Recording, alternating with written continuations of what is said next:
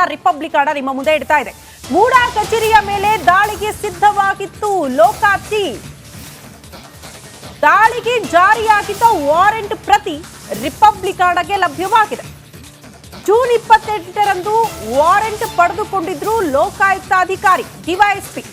June 30ರಂದು ದಾಳಿಗೆ ಸಿದ್ಧವಾಗಿತ್ತು Lokayukta team. June 29ರಂದೇ ಮೂಡಾಗೆ ನಗರಾಭಿವೃದ್ಧಿ ಅಧಿಕಾರಿಗಳು ಭೇಟಿ ಕೊಟ್ಟಿದ್ದಾರೆ. ಇಲಾಖೆಯ ಐಎಎಸ್ ಅಧಿಕಾರಿಗಳ 3 ತಂಡ ಭೇಟಿ ಕೊಟ್ಟು ಸರಿಸುಮಾರು 140ಕ್ಕೂ ಹೆಚ್ಚು ಫೈಲ್ಗಳನ್ನ ತೆಗೆದುಕೊಂಡು ಹೋಗಿದೆ ಆ ಟೀಮ್ ಅನ್ನೋದ್ರ ಡೀಟೇಲ್ ಸಿಗ್ತಾ ಇದೆ. ಜುಲೈ 1ಕ್ಕೆ ಮೈಸೂರು ನಗರಾಭಿವೃದ್ಧಿ ಪ್ರಾಧಿಕಾರಕ್ಕೆ ಭೈರತಿ ಸುರೇಶ್ ಅವರು ಕೂಡ ಭೇಟಿ ಕೊಟ್ಟರು. ಆಗೊಂದಷ್ಟು ಅನುಮಾನಗಳಿತ್ತು. ಹೌದು, ದಾಖಲೆಗಳನ್ನ ಸಚಿವ ಭೈರತಿ ಸುರೇಶ್ ಅವರು ತಗೊಂಡು ಬಂದಿದ್ದಾರೆ ಹೆಲಿಕಾಪ್ಟರ್ ಮೂಲಕ ಅನ್ನುವಂತಹ ವಿಚಾರವನ್ನ ಅನೇಕರು ಪ್ರಸ್ತಾಪ ಮಾಡ್ತಾ ಇದ್ರು. ಇದಕ್ಕೆ ಪುಷ್ಟಿ ಕೊಡುವಂತಹ ಬೆಳವಣಿಗೆಗಳು ಗಮನಿಸ್ತಾ ಇದ್ರಿ. ಲೋಕಾಯುಕ್ತ ಟೀಮ್ ಸರ್ಚ್ ವಾರೆಂಟ್ ಪಡೆದುಕೊಂಡಿರೋದ್ರ ಪ್ರತಿ ರಿಪಬ್ಲಿಕ್ ಕನ್ನಡಗೆ ಲಭ್ಯ ಆಗಿರೋದು. ದಾಳಿ ಆಗಬೇಕಾಗಿತ್ತು, ದಾಳಿಗೂ ಮುನ್ನವೇ ಅಧಿಕಾರಿಗಳು ಭೇಟಿ ಕೊಟ್ಬಿಟ್ಟಿದ್ದಾರೆ. ಅಲ್ಲಿದ್ದಂತಹ ಅಷ್ಟು ದಾಖಲೆಗಳನ್ನ ತೆಗೆದುಕೊಂಡು ಬಂದಿದ್ದಾರೆ ಎನ್ನುವಂತಹ ವಿಚಾರ ಈಗ ಮುನ್ನೆಲೆಗೆ ಬರ್ತಾ ಇದೆ. ಹಾಗಾಗಿ ಮೂಡಾ ಹಗರಣಕ್ಕೆ ಮೇಜರ್ ಟ್ವಿಸ್ಟ್ ಇದು. ಓಕೆ, ಸರ್ಚ್ ವಾರೆಂಟ್ ನಲ್ಲಿ ಏನಿದೆ ಅನ್ನೋ ಇಲ್ಲ, ಬಹಳ ಮುಖ್ಯವಾಗಿ ನೋಡಿ, ಇದು ಎಲ್ಲ ಘಟನೆಗಳು ಶುರುವಾಗಿದ್ದೆ ಇಲ್ಲಿಂದ. ಒಂದು ವೇಳೆ ಆ 140 ಫೈಲ್ಗಳು ಸಿಕ್ಕಿದ್ದಿದ್ರೆ ಬಹುಶಃ ಇಷ್ಟೆಲ್ಲ ಕಿತಾಪತಿಗಳಾಗ್ತಾ ಇರಲಿಲ್ಲ. ಏನಿತ್ತು ಅಂತೇಳಿ ಈಗಾದರೆ ಚಾರ್ಜ್ ಶೀಟ್ ಅಂದರೆ ಲೋಕಾಯುಕ್ತವೇ ರೆಡಿಯಾಗಿತ್ತು. ಲೋಕಾಯುಕ್ತ ರೆಡಿಯಾಗಿ ಅದರ ಮೇಲೆ ದಾಳಿ ಮಾಡಬೇಕು ಅಂತ ರೆಡಿಯಾಗಿರುತ್ತೆ. ನಗರಾಭಿವೃದ್ಧಿ ಇಲಾಖೆ ಅಂತ ಇರುತ್ತೆ. ನಗರಾಭಿವೃದ್ಧಿ ಇಲಾಖೆಯಲ್ಲಿ 2 ಇರುತ್ತೆ ಶ್ರುತಿ. ಒಂದು ಬೆಂಗಳೂರು ನಗರಾಭಿವೃದ್ಧಿ ಅಂತೇಳಿ, ಒಂದು ಎಲ್ಲ ರಾಜ್ಯ ಮಟ್ಟದ ನಗರಾಭಿವೃದ್ಧಿ ಅಂತೇಳಿ. ಬೆಂಗಳೂರು ನಗರಾಭಿವೃದ್ಧಿಗೆ ಕಾಂಪಿಟೇಷನ್ ಜಾಸ್ತಿ, ರೊಕ್ಕ ಜಾಸ್ತಿ, ಅದರಲ್ಲಿ ದುಡ್ಡು ಜಾಸ್ತಿ, ಭಯಂಕರ ದುಡ್ಡಿದೆ ಅದರಲ್ಲಿ. ಅದಕ್ಕಾಗಿ ಭಾಳ ದೊಡ್ಡ ಹೋರಾಟ ಮಾಡ್ತಾರೆ. ಇದರಲ್ಲಿ ಇದೆ ಈ ಥರದ ದುಡ್ಡು. ಇಲ್ಲೂ ದುಡ್ಡಿಲ್ಲ ಅಂತಲ್ಲ, ಇಲ್ಲಿ ದುಡ್ಡು, ಅಲ್ಲಿ ಕುಬೇರನೇ ಇದ್ದಾನೆ ಬೆಂಗಳೂರಿನಲ್ಲಿ, ಆ ಥರ. ಅದಕ್ಕೆ ಸಚಿವ ಯಾರು? ನಗರಾಭಿವೃದ್ಧಿ ಸಚಿವ. ಇಲ್ಲಿಗೆ ದಾಳಿ ಮಾಡ್ತಾರೆ ಅಂತ ಗೊತ್ತಾದಾಗ 140 ಫೈಲ್ಗಳನ್ನು ಎತ್ತಾಕೊಂಡು ಹೋಗ್ತಾರೆ. ಅದಕ್ಕೆ ನಗರಾಭಿವೃದ್ಧಿ ಇಲಾಖೆ ಸಚಿವ ಭೈರತಿ ಸುರೇಶ್ ಕಾರಣವಾ, ಅಥವಾ ಕೇವಲ ಭೈರತಿ ಸುರೇಶು ಮತ್ತು ಕೇವಲ ಸಿದ್ದರಾಮಯ್ಯನವರ ಕಾರಣಕ್ಕಾಗಿ ಎತ್ಕೊಂಡ್ಬಂದ್ರ? ಹಂಗಾಗಿರ್ಲಿಕ್ಕೆ ಸಾಧ್ಯನೇ ಇಲ್ಲ. ಯಾಕಂದರೆ ಬೇರೆ ಬೇರೆ ಎಲ್ಲ ಇರ್ತದೆ. ಈಗ GT ದೇವೇಗೌಡರು ಕಾಂಗ್ರೆಸ್ ಯಾಕೆ, ಬನ್ನಿ ಆ ವಿಚಾರಕ್ಕೆ ಬನ್ನಿ ಎಲ್ಲರೂ. ಯಾಕೆ ನನ್ನ ಆಮೇಲೆ ಅವತ್ತು ಯಾರು ಶ್ರೀವತ್ಸ ಅವರೊಂದು ಪತ್ರ ಬರೆದ್ರು ಅಂತ ಹೇಳುವಾಗ, Srivatsa mostly I am sorry, ಆ ಥರ ನಾನು ಹೇಳಬಾರ್ದು. ಶ್ರೀವತ್ಸಗೆ ಟಿಕೆಟ್ ಮಿಸ್ ಮಾಡಿಬಿಡ್ತಾರೆ ಬೇಕಿದ್ರೆ next time. Not only BJP, ಉಳಿದವರೆಲ್ಲ ಸೇರ್ಬಿಟ್ಟೆ ನಮಗೆ ಹಿಂಗೆ ಅಂತ ಹೇಳಿ. ಪಾಪ ಶ್ರೀವತ್ಸ ಅವರು ಹೊಸಬ್ರು, ಅವರು ನೇರ ಮಾತಾಡಿರ್ಬೋದು. ಅಂದರೆ ರಾಜಕೀಯ ವರ್ತುಲಗಳು, ರಾಜಕೀಯ ವಿಷ ವರ್ತುಲ ಯಾವ ಥರ ಇರುತ್ತೆ ಅಂತೇಳಿ. ಈಗ ಅಲ್ಲಿ ಮೈಸೂರು MP ಇದ್ರಲ್ಲ ಯಾರು, ಪ್ರತಾಪ್ ಸಿಂಹನಿಗೆ ಯಾಕೆ ಟಿಕೆಟ್ ತಪ್ಪಿತು? ನೇರ ಮಾತಾಡ್ತಾರೆ ಅಂತೇಳಿ. ನಮ್ಗೆ ಡೇಂಜರು ಅಂತ. ನೀವು ರಾಜಕೀಯವಾಗಿ ನೋಡಿದ್ರೆ ಪ್ರತಾಪ್ ಸಿಂಹ ಅಧ್ಯಕ್ಷನೂ ಆಗ್ಬೋದಾಗಿತ್ತೇನು. ಹೌದು, ಅವ್ರ ಪಕ್ಷದ ಸಮಸ್ಯೆಗಳ ಬಗ್ಗೆನೂ ನೇರ ಮಾತಾಡ್ತಾ ಇದ್ರು ಅವರು. ಹಾಗಂತ ಈ ಹಿಂದೆ ಅವರು ಮಾತಾಡಿಲ್ಲ ಅಂತಲ್ಲ. ಈ ಜನಾರ್ದನ್ ರೆಡ್ಡಿ ಬಗ್ಗೆ ಪುಸ್ತಕ ಬರೆದಿದ್ರು. ಆಮೇಲೆ ಯಾರು ಯಡಿಯೂರಪ್ಪ ಅವ್ರ ಬಗ್ಗೆ ಕಟು ಶಬ್ದಗಳಿಂದ ಟೀಕೆ ಮಾಡಿದ್ರು ಅದರ ಪತ್ರಕರ್ತರಾಗಿರುವಾಗ. ನಂತರ ಮೋದಿ ಕಾರಣಕ್ಕಾಗಿ ಬಂದರು, 2 MP ಆದರು. ಅವರ ವಿರುದ್ಧ ಯಾವುದೇ ಆರೋಪಗಳಿರಲಿಲ್ಲ. ಈಗ ಬಾಂಬ್ ವಿಚಾರ, ಮತ್ತೊಂದು ವಿಚಾರ, ಅದೆಲ್ಲ ಸೆಕೆಂಡ್ರಿ. ಓಕೆ, ಇದ್ದಿರ್ಬೋದು. ಇವ್ರು ಏನು ಮಾಡೋಕ್ಕಾಗತ್ತೆ ರೀ? ನೀವು ಹೋಗಿ ಕೇಳಿದ್ರು ಕೂಡ ಒಂದು ಇದು ಕೊಡ್ತಾರೆ, ಪಾಸ್ ಕೊಡ್ತಾರೆ. ಅವನು ಮಾಡ್ದಂದ್ರೆ ಇವ್ರ ಹಣೆ ಬರ ಹಂಗಿರ್ತದೆ. ಅದು ಬ್ಯಾಡ್ ಲಕ್. ಅದು ಇರಲಿ. ಇದರ ಮಿಡ್ಲಲ್ಲಿ ನಮ್ಮ ವಿನೋದ್ ಇದ್ದಾರೆ. ವಿನೋದ್, ಒಂದು ಈಗ ನನಗೆ ಹೆಂಗೆ ಬೇಕು ಅಂತಂದರೆ, ನಮ್ಮ ವೀಕ್ಷಕರೇ ನೀವು ಯಾವ ರೀತಿ ತಿಳಿಸ್ಬೇಕು ಅಂತಂದರೆ, ಒಂದು ವೇಳೆ ಅವತ್ತು ದಾಳಿ ಆಗಿದ್ದಿದ್ದರೆ ಏನಾಗ್ತಿತ್ತು, ಯಾಕೆ ದಾಳಿಯನ್ನು ತಪ್ಪಿಸಿದರು ಅಷ್ಟೇ.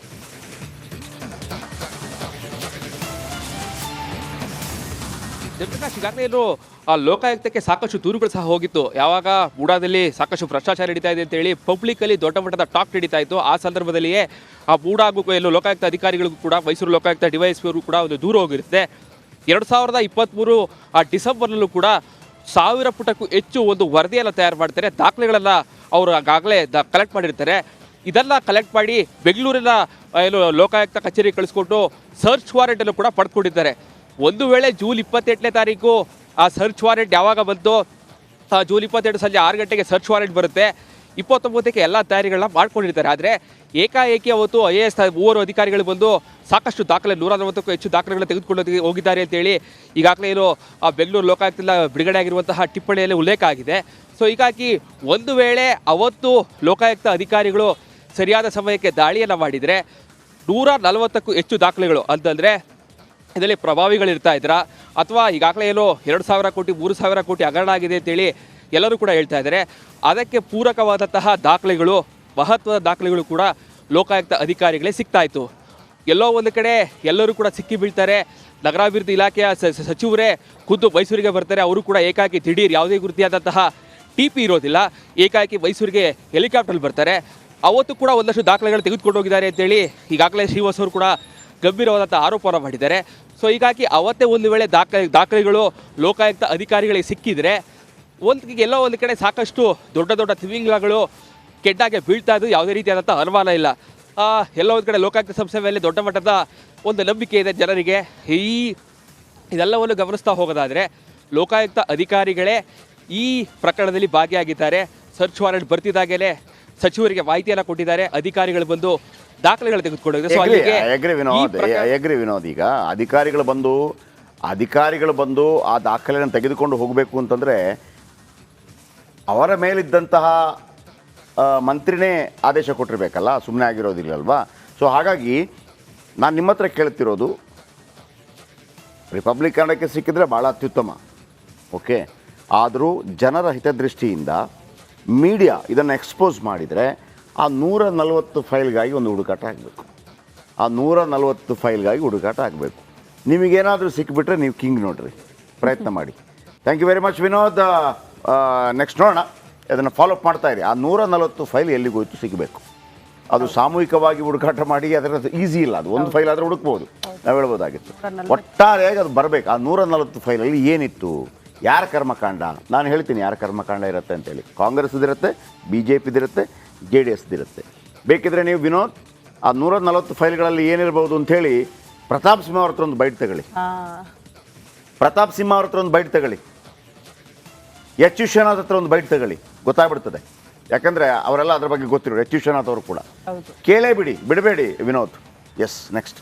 ಇನ್ನು ಮೂಡಾ ಕೇಸ್ಗೆ ಸಂಬಂಧಪಟ್ಟಂತೆ ಸರ್ಚ್ ವಾರೆಂಟ್ ಬಗ್ಗೆ ಹೈಕೋರ್ಟ್ಗೆ ದೂರು ನೀಡಲಾಗಿತ್ತಾ ಅನ್ನೋದು ಪ್ರಶ್ನೆ. ಹೈಕೋರ್ಟ್ಗೆ ದೂರು ನೀಡೋದಕ್ಕೆ ಈಗ ಆಲ್ರೆಡಿ ಸ್ನೇಹಮಯಿ ಕೃಷ್ಣ ಅವರು ಸಿದ್ಧತೆ ಮಾಡಿಕೊಳ್ತಿದ್ದಾರೆ. ಲೋಕಾಯುಕ್ತ ಪೊಲೀಸರೇ ಅಪರಾಧಿ ಸ್ಥಾನದಲ್ಲಿದ್ದಾರೆ. ಲೋಕ DYSP ಮಾಲ್ತೇಶ್ ಹೆಸರಲ್ಲಿ ಸರ್ಚ್ ವಾರೆಂಟ್ ಪಡೆದುಕೊಳ್ಳಲಾಗಿತ್ತು. ಆದರೆ Lokayukta SP Sajith warrant copy ಮಾಲ್ತೇಶ್ಗೆ ಕೊಟ್ಟಿಲ್ಲ ಅನ್ನುವಂತಹ ವಿಚಾರವನ್ನ ಸ್ನೇಹಮಯಿ ಕೃಷ್ಣ ಅವರು ಪ್ರಸ್ತಾಪ ಮಾಡ್ತಿದ್ದಾರೆ. ದಾಳಿಗೂ ಮುನ್ನ ನಗರಾಭಿವೃದ್ಧಿ ಸಚಿವ ದಾಖಲೆಯನ್ನ ಪಡೆದುಕೊಂಡಿದ್ದಾರೆ. ಇದಾದ ನಂತರ ಸಜಿತ್ ಬೆಂಗಳೂರಿಗೆ ಆಯಾ ಕಟ್ಟಿಗೆ ವರ್ಗಾವಣೆ ಆಗಿದೆ. ಮೈಸೂರಿನಲ್ಲಿ ದೂರುದಾರ ಸ್ನೇಹಮಯಿ ಕೃಷ್ಣ ಅವರು ಹೇಳಿಕೆ ಕೊಡ್ತಿದ್ದಾರೆ. ಮೈಸೂರು ನಗರಾಭಿವೃದ್ಧಿ ಪ್ರಾಧಿಕಾರದಲ್ಲಿ ಸಾಕಷ್ಟು ಭ್ರಷ್ಟಾಚಾರ ನಡೀತಾ ಇದೆ. ಈ ಬಗ್ಗೆ ಲೋಕಾಯುಕ್ತ ಅಧಿಕಾರಿಗಳಿಗೆ ಮೊದಲೇ ದೂರು ಕೂಡ ಹೋಗಿರುತ್ತೆ. ದೂರುಗಳ ಆಧಾರದ ಮೇಲೆ ಲೋಕಾಯುಕ್ತ DYSP ಮಾಲ್ತೇಶ್ ಅವರು ಕೂಡ ಒಂದು ವಿಸ್ತೃತವಾದಂತಹ ರಿಪೋರ್ಟನ್ನು ಬೆಂಗಳೂರು ಲೋಕಾಯುಕ್ತಕ್ಕೆ ಕೊಟ್ಟಿರ್ತಾರೆ. ಈ ರಿಪೋರ್ಟ್ನ ಆಧಾರದ ಮೇಲೆ ಜೂನ್ 22ರಂದೇ ಮೂಡಾ ಮೇಲೆ ಸರ್ಚ್ ವಾರೆಂಟ್ ಕೂಡ ಜಾರಿಯಾಗಿರುತ್ತೆ. ಆದರೆ ಆ ಸರ್ಚ್ ವಾರೆಂಟ್ ಕ್ಯಾನ್ಸಲ್ ಆಗಿದ್ದಾದರೂ ಹೇಗೆ, ಜೊತೆಗೆ ಈ ಪ್ರಕರಣದಲ್ಲಿ ಈ ಹಿಂದಿನ ಲೋಕಾಯುಕ್ತ SP ಸಚಿತ್ ಅವರ ಪಾತ್ರ ಏನು, ಇದೆಲ್ಲದರ ಬಗ್ಗೆ ಮಾತನಾಡೋದಕ್ಕೆ ಜೊತೆಗೆ ಈ ಪ್ರಕರಣದ ದೂರುದಾರರಾಗಿರುವಂತಹ ಸ್ನೇಹಮಯಿ ಕೃಷ್ಣ ಅವರನ್ನು ಮಾತಾಡಿಸ್ತಾ ಹೋಗ್ತೀನಿ. ಸರ್, ಭಾಳ ಪ್ರಮುಖವಾಗಿ ನೀವು ಕೂಡ ಸರ್ಚ್ ವಾರೆಂಟ್ ನೋಡಿದ್ದೀರಾ ಸರ್, ಏನು ಅನಿಸುತ್ತೆ ಸರ್? ಆ ವಾರೆಂಟ್ ನೋಡ್ತಾ ಇದ್ರೆ, ವಾಪಸ್ ಹೋಗಿರೋದು ನೋಡ್ತಾ ಇದ್ರೆ ಸರ್, ಇಲ್ಲಿ ಸಾಕಷ್ಟು ಅನುಮಾನಗಳು ಬರ್ತವೆ ಸರ್. ಈಗ ದೂರು ದಾಖಲು ಮಾಡೋಕ್ಕಿಂತ ಮುಂಚೆನೇ ಲೋಕಾಯುಕ್ತರಿಗೆ ಮಾಹಿತಿ ಮತ್ತು ದಾಖಲಾತಿಗಳು ಲಭ್ಯ ಆಗಿತ್ತು. ಅದರ ಆಧಾರದ ಮೇಲೆ ಲೋಕಾಯುಕ್ತರು ಇವರೇ ವರದಿಯನ್ನು ಕೊಟ್ಟಿದ್ರು. ಆ ವರದಿಯನ್ನು ಆಧರಿಸಿ ಪ್ರಕರಣ ದಾಖಲು ಮಾಡ್ಕೊಂಡಿದ್ರು. ಸೊ ಆ ತನಿಖೆಯನ್ನು ಸ್ವಯಂ ಪ್ರೇರಿತ ತನಿಖೆಯನ್ನು ನಡೆಸಬೇಕು ಸಂದರ್ಭದಲ್ಲಿ ದಾಖಲಾತಿಯನ್ನು ಹಾಜರುಪಡಿಸಿ ಅಂತೇಳಿ ಮೂಡಾ ಅಧಿಕಾರಿಗಳಿಗೆ ಒಂದು ನೋಟಿಸ್ ಅಂತವರು ಸರ್ಚ್ ವಾರೆಂಟ್ಗೆ 28/6/2024 ಒಂದು ಆದೇಶ ಮಾಡ್ತಾರೆ. ನನಗೆ ಮಾಹಿತಿ ಪ್ರಕಾರ 29ನೇ ತಾರೀಕು ಶನಿವಾರ ಆ ಸರ್ಚ್ ವಾರೆಂಟ್ ಮೈಸೂರಿನ ಲೋಕಾಯುಕ್ತ SP ಆಗಿನ SP ಸಜಿತ್ ಅವ್ರಿಗೆ ಕೈ ತಲುಪುತ್ತೆ. ಅವರು ಆ ಕೂಡಲೇ ಸರ್ಚ್ ವಾರೆಂಟನ್ನು DYSP ಮಾಲ್ತೇಶ್ವರಿಗೆ ಕೊಟ್ಟು ಆ ದಾಳಿ ಮಾಡೋಕ್ಕೆ ಅವಕಾಶ ಮಾಡಿಕೊಡದೆ ಆ ಸರ್ಚ್ ವಾರೆಂಟನ್ನು ತಂಬಳಿನೇ ಇಟ್ಕೊಂಡು ಆ ವಿಚಾರವನ್ನು ಕೂಡಲೇ ನಗರಾಭಿವೃದ್ಧಿ ಸಚಿವರಾಗಿ ಭೈರತಿ ಸುರೇಶ್ಗೆ ಮಾಹಿತಿ ಕೊಡ್ತಾರೆ. ಆ ಒಂದು ಮಾಹಿತಿನ ಆಧರಿಸಿ ದಾಳಿ ನಡೆಸೋಕ್ಕಿಂತ ಮುಂಚೆನೇ ಕಡತಗಳನ್ನ ವಶಪಡಿಸ್ಕೋಬೇಕು ಅಥವಾ ಮತ್ತೊಂದು ಏನೋ ದಾರಿ ದಿಕ್ಕು ತಪ್ಪಿಸ್ಬೇಕು ಅನ್ನೋ ಕಾರಣಕ್ಕೆ ಸೋಮವಾರ ಬೆಳಗ್ಗೆ ಅಂದರೆ 1ನೇ ತಾರೀಕು ಬೆಳಗ್ಗೆ ಸಚಿವರ ಭೈರತಿ ಸುರೇಶರು ದಿಢೀರಂದರೆ ಹೆಲಿಕಾಪ್ಟರ್ ಮೈಸೂರಿಗೆ ಬರ್ತಾರೆ. ಸೊ ಮೂಡ ಕಚೇರಿಗೆ ಹೋಗಿ ಕಡತಗಳನ್ನು ವಶಪಡಿಸ್ಕೊಳ್ಳೋಂಥ ಕೆಲಸನ ಮಾಡ್ತಾರೆ. ಅದು ದಿಢೀರಂತ ಪತ್ರಿಕಾಗೋಷ್ಠಿನ ಮಾಡಿ ಅದೇ ದಿನ ಒಂದು ವಿಶೇಷ ತನಿಖಾ ತಂಡವನ್ನು ವಿಚಾರಣಾ ತಂಡವನ್ನು ಮಾಡಿದ್ದೀವಿ ಅಂತೆಲ್ಲ ಮಾಹಿತಿ ಕೊಡ್ತಾರೆ. ಸೊ ಈ ಹಿನ್ನೆಲೆಯಲ್ಲಿ ಲೋಕಾಯುಕ್ತ ಏನು ಪ್ರಕರಣ ದಾಖಲಾಗಿತ್ತು ಅದನ್ನು ಮುಕ್ತಾಯ ಮಾಡಿದರು. ಇದಿಷ್ಟು ದೂರದರಾಗಿರುವಂತಹ ಸೇವೆ ಕೃಷ್ಣ ಅವರ ಮಾತುಗಳು. ಕ್ಯಾಮ್ರಾ ಪರ್ಸನ್ ಸಚಿವರಿಗೆ ವಿರೋಧ ಪಡೋ ರಿಪಬ್ಲಿಕ್ ಕನ್ನಡ, ಮೈಸೂರು. ಸರ್ಕಾರದ ಅಧೀನದಲ್ಲಿ ಬರೋ ಲೋಕಾಯುಕ್ತ ಸಂಸ್ಥೆ ಅವರ ಆದೇಶ ಅಥವಾ ಅದಕ್ಕೆ ಸಂಬಂಧಪಟ್ಟಂತ ಸಚಿವರು ಯಾರ್ದಾದ್ರು ಇಲ್ಲ, ಅದು ಡಿಪೆಂಡ್ ಅಪಾನ್ ಯಾವುದೇ ಅಧೀನದಲ್ಲಿ ಬಂದರೂ ಕೂಡ ಅದರಲ್ಲಿ ಯಾರು ಕೂತ್ಕೋತಾರೆ ಅನ್ನೋದು ಮುಖ್ಯ. ಅದರಲ್ಲಿದ್ದಂಥ ಲೋಕಾಯುಕ್ತ ನ್ಯಾಯಮೂರ್ತಿಗಳು ಪಾಟೀಲ್ ಇದ್ದಾರಲ್ಲ, ಅವರು ಭಾಳ ಸ್ಟ್ರಾಂಗ್ ಇದ್ದಾರೆ. BS ಪಾಟೀಲ್ರು, ಲೋಕಾಯುಕ್ತ ಜಸ್ಟಿಸ್ BS ಪಾಟೀಲ್ರು, ಅವರು ಭಾಳ ಸ್ಟ್ರಾಂಗ್ ಇದ್ದಾರೆ. ಯಾಕಂದರೆ ನಾನು ಹಿಂದೆ ಕೂಡ ಒಂದು ಸ್ಟೋರಿ ಮಾಡಿದ್ದೆ. ಅಂದರೆ ಅದರಲ್ಲಿ ಯಾವ ಸ್ಟೋರಿ ಬಂದಿತ್ತು ಅಂತಂದರೆ, ನಿಮಗೆ ಈ ಕಮರ್ಷಿಯಲ್ ಟ್ಯಾಕ್ಸ್ ಇದೆಯಲ್ಲ, ಕಮರ್ಷಿಯಲ್ ಟ್ಯಾಕ್ಸ್ ಅಂದರೆ ನಾವು GST ಕಟ್ಟೋದು, ವಾಣಿಜ್ಯ GST ಕಟ್ಟೋದು. ನಾವು ತಿಂಗಳಿಗೆ 11,000 ಕೋಟಿ GST ಕಟ್ತೀವಿ ಕೇಂದ್ರಕ್ಕೆ. ಜಾಸ್ತಿನಿದೆ. ನಾವು ಇಡೀ ಭಾರತದಲ್ಲಿ ಅಷ್ಟು GST ಕಟ್ಟೋದ್ರಲ್ಲಿ ನಂಬರ್ 2 11,000 ಕೋಟಿ. ಫಸ್ಟ್ ಯಾವುದು ಗೊತ್ತಾ? ಮಹಾರಾಷ್ಟ್ರ 35,000 ರಿಂದ 40,000 ಕೋಟಿ. ಅವತ್ತು ನಾವು ಮಾಡಿದ ಸುದ್ದಿ ಏನಪ್ಪ ಅಂತಂದರೆ, ನಾವು 11,000 ಕೋಟಿ ಕಟ್ತಾ ಇದ್ದೀವಿ. ನಿಜವಾಗ್ಲೂ ನಮ್ಮ ಪೊಟೆನ್ಷಿಯಲ್, ಕರ್ನಾಟಕದ ಪೊಟೆನ್ಷಿಯಲ್ 20,000 ಕೋಟಿ ಇದೆ. ಇದು ನೋಡಿ, 11,000 ಕೋಟಿ ನಾವು ಕಟ್ತಾ ಇದ್ದೀವಿ. ಆದರೆ ನಿಜವಾದ ಪೊಟೆನ್ಷಿಯಲ್ 20,000 ಕೋಟಿ ಇದೆ. ಆ 20,000 ಕೋಟಿಯಲ್ಲಿ ಇವರು ಏನು ಮಾಡ್ತಾ ಇದ್ದಾರೆ ಅಂದರೆ, ದುಡ್ಡನ್ನು ತಾವೇ ತಿಂತಾ ಇದ್ದಾರೆ. ಅಂದರೆ ಒಂದು ಉದಾಹರಣೆ ಕೊಡ್ತೀನಿ. ಈ ಗುಡ್ಕ ತಿಂತಾರಲ್ಲ, ಇದೆಲ್ಲ ಅದರಲ್ಲಿ ತುಂಬ ಇದೆ. ಕರ್ನಾಟಕದಲ್ಲಿ ಒಂದು ದಿವಸಕ್ಕೆ ಎಷ್ಟು ದುಡ್ಡಿನ ಗುಡ್ಕ ತಿನ್ಬೋದು? ಅತಿ ಹೆಚ್ಚು. ನಿಮ್ಗೆ ಆಶ್ಚರ್ಯ ಆಗುತ್ತೆ. ಒಂದು ದಿವಸಕ್ಕೆ ಕರ್ನಾಟಕದಲ್ಲಿ 100 ಕೋಟಿ ದುಡ್ಡಿನ ಗುಡ್ಕ ತಿಂತಾರಂತೆ. ಒಂದು ದಿನ 100 ಕೋಟಿ ಖರ್ಚಾಗುವ ಅದು ಗುಡ್ಕ ತಿಂತಾರಂತೆ. ಗುಟ್ಕ 100 ಕೋಟಿದು ಖರ್ಚಾದರೆ ಅದಕ್ಕೆ 28% GST ಇದೆ. ಒಕ್ಕಸಕ್ಕೆ ಎಷ್ಟು ಬರಬೇಕು? 28 ಕೋಟಿ ಬರಬೇಕು. ಇವರು ಆ 28 ಕೋಟಿಯನ್ನು ಕಬಳಿಸ್ತಾ ಇದ್ರು. 28 ಕೋಟಿಯನ್ನು ಕಡಿಮೆ ಮಾಡಿಬಿಟ್ಟು ಕಬಳಿಸ್ತಾ ಇದ್ರು. ನಾವು ಯಾವಾಗ ಸುದ್ದಿ ಮಾಡಿ ದೊಡ್ಡ ಪ್ರಚಾರ ಮಾಡಿದ್ವಿ, ಇವರೇ BS ಪಾಟೀಲ್ ಅವರು ಎಂಥ ದೊಡ್ಡ ಒಂದು ಇದಕ್ಕೆ ಕೈ ಹಾಕ್ತಾರೆ ಅಂತಂದರೆ, ಅದರ ದೊಡ್ಡ ಸ್ಟೋರಿ ಆಗುತ್ತೆ. ಅದು ಅವರು ಡೈರೆಕ್ಟಾಗಿ ಅದರ ಇನ್ವಾಲ್ವ್ ಆಗ್ತಾರೆ. ಸರ್ಕಾರ, ಬಸವರಾಜ ಬೊಮ್ಮಾಯಿ ಅವರು ಮುಖ್ಯಮಂತ್ರಿ ಆಗಿರ್ತಾರೆ. ಕಮರ್ಷಿಯಲ್ ಟ್ಯಾಕ್ಸ್ನ ವಾಣಿಜ್ಯ ಇಲಾಖೆಯ 400 ಅಧಿಕಾರಿಗಳನ್ನು ಒಂದೇ ದಿನ, ಅದು ಕರ್ನಾಟಕದ ಇತಿಹಾಸದಲ್ಲಿ ಫಸ್ಟ್ ಟೈಮ್, ಒಂದೇ ದಿನ ಎಲ್ಲ ಕಡೆ ಟ್ರಾನ್ಸ್ಫರ್, ಆ ಕಡೆ ಈ ಕಡೆ, ಆ ಕಡೆ ಈ ಕಡೆ, ಆ ಕಡೆ ತೆಗೆದು ಟ್ರಾನ್ಸ್ಫರ್ ಅಂತ ರೆಕಾರ್ಡೇ ಆಗಿಲ್ಲ ಅದು. ಹಾಗಾಗಿ ಇಲ್ಲಿ BS ಪಾಟೀಲ್ರು ಎಷ್ಟೇ ಯಾರೇ ನಿಯುಕ್ತಿಗೊಳ್ಳಿ ಮತ್ತೊಬ್ಬ ಮಾಡಲಿ, ನೀವು ಮೂಲದಲ್ಲಿದ್ದವರು ಸ್ಟ್ರಾಂಗ್ ಆಗಿದ್ದರೆ ಏನು ಮಾಡೋಕ್ಕಾಗಲ್ಲ. ಇನ್ನೊಂದು ಉದಾಹರಣೆ ಹೇಳ್ಬಿಡ್ತೀನಿ. ಯಾಕಂದರೆ ಇದು ಮತ್ತೊಂದು ತಿರುವನ್ನು ಪಡೆದುಕೊಳ್ತದೆ. ನೀವು ಹೇಳ್ತೀರಲ್ವಾ, ಏನು ಸಾಧಾರಣವಾಗಿ ಪೊಲೀಸ್ ಡಿಪಾರ್ಟ್ಮೆಂಟಲ್ಲಿ ಒಂದು ಇಲಾಖೆಗೆ ಹಾಕೋದಕ್ಕೆ ದುಡ್ಡು ತಗೊಳ್ತಾರೆ, ಮತ್ತೊಂದು ತಗೊಳ್ತಾರೆ ಅಂತೇಳಿ. ರಾಜಕೀಯದಲ್ಲಿ ಹಂಗೆ ಮಾಡೋಕ್ಕೂ ಆಗಲ್ಲ, ಮಾಡದೇ ಇದ್ದವರು ಕೂಡ ಇದ್ದಾರೆ. ಈಗ ಫಾರ್ ಎಕ್ಸಾಂಪಲ್ ನಿಮಗೊಂದು ಉದಾಹರಣೆ ಕೊಡ್ತೀನಿ. ಬೆಂಗಳೂರಿನಲ್ಲಿ ಒಟ್ಟು 140 ಪೊಲೀಸ್ ಸ್ಟೇಷನ್ ಏನೋ ಇದೆ. ಆ 40 ಪೊಲೀಸ್ ಸ್ಟೇಷನಲ್ಲಿ 40-50 ಕಡೆ ದುಡ್ಡು ತಗೊಂಡು ಟ್ರಾನ್ಸ್ಫರ್ ಮಾಡಿರ್ಬೋದು. ಈಗ ಅವರು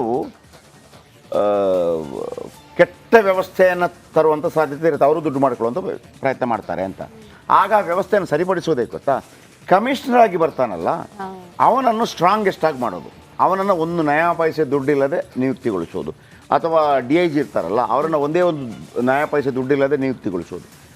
ಅವರು ಯಾವುದೇ ದುಡ್ಡಿಗೆ ತಲೆಬಾಗೋದಿಲ್ಲ. ಆಗ ಈ 40 ಜನ ಹೆಂಗೆ ಟ್ರಾನ್ಸ್ಫರ್ ಆಗಿರ್ತಾರಲ್ಲ, ಅವ್ರನ್ನೇನು ಮಾಡೋಕ್ಕಾಗಲ್ಲ. ಉದಾಹರಣೆಗೆ ಹೇಳ್ತೀನಿ, ಸಂತೋಷ್ ಹೆಗಡೆ ಅವರನ್ನು ಲೋಕಾಯುಕ್ತಕ್ಕೆ ತಂದು ಕೂರಿಸಿದ್ರು. ಅದು ದೇವೇಗೌಡರ ಮುತ್ಸದ್ದಿತನ.